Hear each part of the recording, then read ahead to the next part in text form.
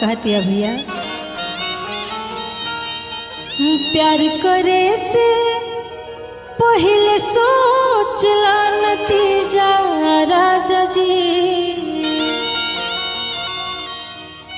प्यार करे से पहले सोच ला नतीजा राजा जी। मोर बहिनी या के बने पड़ी जीजा राजा